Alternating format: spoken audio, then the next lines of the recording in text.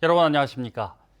경주 대표 관광지인 월지가 올해도 녹조로 몸살을 앓고 있습니다. 지난해 대대적으로 바닥 퇴적물을 걷어내 몇 년간은 괜찮겠지라는 기대도 허물어졌습니다.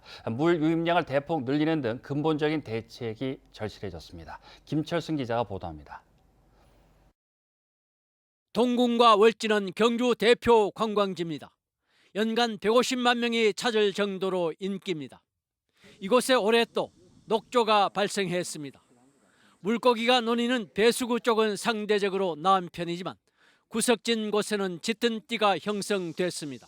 사는 건 다 좋은데 경치도 좋고 다 좋은데 녹조가 너무 많이 끼니까 냄새가 나서 좀 불쾌하고 좀 보기가 그렇네요. 지난해 11월과 12월 1억 원을 들여 40여 년 만에 대대적인 준설을 할 당시만 해도 올해는 녹조가 없을 것으로 예상됐으나 1년도 버티지 못한 것입니다. 물 흐름을 개선하기 위해 새로 설치한 7대의 소형 펌프도 녹조를 막는 데는 역부족이었습니다. 지금까지 여러 가지 약품도 넣어보고 퇴적물도 제거하는 등 다양한 방법을 시도했는데도 상황이 이렇습니다. 구조적인 문제 해결이 필요한 것 같습니다. 근본적인 대책은 40일 이상 걸리는 물 순환 기간을 획기적으로 단축하고 특히 굽은 곳의 물 흐름을 개선하는 것입니다. 경주시는 이르면 다음 달 녹조 개선을 위한 용역을 발주하기로 했습니다. 용역을 바탕으로 문화재청과 현상 변경과 물 유입량 확대 등을 협의하기로 했습니다. 월지 녹조는 이제 경주시를 넘어 문화재청의 해결 의지가 더해져야만 반복의 고리를 끊을 수 있을 것으로 보입니다. MBC 뉴스 김철승입니다.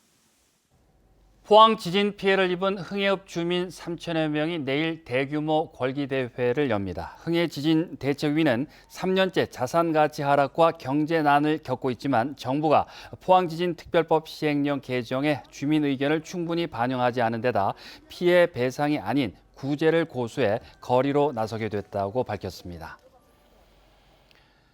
장기간 지속된 강우의 영향으로 무해성 적조가 세라티움 적조가 동해 남부 해역에 광범위하게 발생했습니다. 국립수산과학원은 세라티움 적조가 6월 말 가덕도 해역에서 처음 발생했고 7월 20일에는 부산과 경주, 포항 연안에도 발생했다고 밝혔습니다. 또 현재는 무해성 적조가 출현하고 있지만 장마가 끝나면 유해성인 코클로디니움 적조 발생이 예상된다고 밝혔습니다.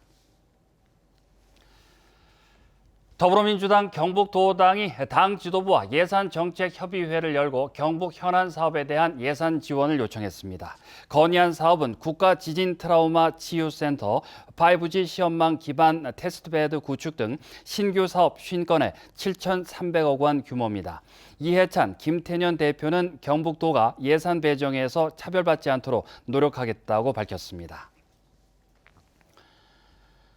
전국 금속노동조합 포스코 사내하청지회는 오늘 고용노동부 포항지청 앞에서 기자회견을 열고 포스코 하청업체 산재가 은폐되고 있다고 규탄했습니다. 노조는 포스코 하청업체 한 곳의 산재 은폐 사례를 조사한 결과 지난 2009년부터 지금까지 10건의 사고에 대해 산재 신청이 이루어지지 않았다고 밝혔습니다. 이들은 사고가 발생하면 포스코로부터 불이익이 가해지는 구조적인 문제로 인해 산재가 은폐되고 있다고 고용노동부 차원의 전수조사를 촉구했습니다. 이상으로 MBC 5시 뉴스를 마칩니다. 고맙습니다.